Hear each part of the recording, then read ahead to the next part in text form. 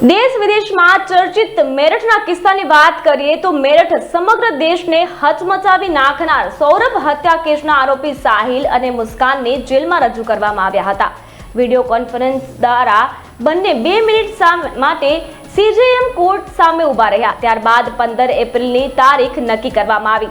સાહિલ અને મુસ્કાને જેલ પ્રશાસનને એકબીજા સાથે વાત કરવાની માંગ પણ કરી હતી. એવું કહેવાય છે કે જેલ પ્રશાસને બંનેને વાત કરવાની મંજૂરી આપી ન હતી. હકીકતમાં સુનાવણી દરમિયાન બંને એકબીજાની સામે આવ્યા પછી ભાવુક થઈ ગયા હતા. બ્રહ્મપુરીની રહેવાસી મુસ્કાન રસ્તોગી ઉર્ફે સોબીએ 2016માં ઇન્દિરાનગરના રહેવાસી સૌરભ સાથે પ્રેમ લગ્ન કર્યા હતા. 2019માં મુસ્કાને એક પુત્રી પીહુને પણ જન્મ આપ્યો. તે જ વર્ષે મુસ્કાન તેના ક્લાસમેટ સાહિલને મળી. સાહિલ, મુસ્કાન અને સૌરભ વચ્ચે પ્રેમમાં પડતાની સાથે જ મામલો છૂટાછેડા સુધી પહોંચી ગયો.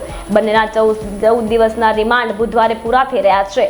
આ ઘટના ખૂબ જ સંવેદનશીલ છે. છેલ્લી વખત જ્યારે તે બંને કોર્ટમાં હાજર થઈ રહ્યા હતા ત્યારે વકીલો દ્વારા તેમના પર હુમલો કરવામાં આવ્યો હતો. તેથી બંનેને કોર્ટમાં રજૂ કરવામાં આવ્યા ન હતા.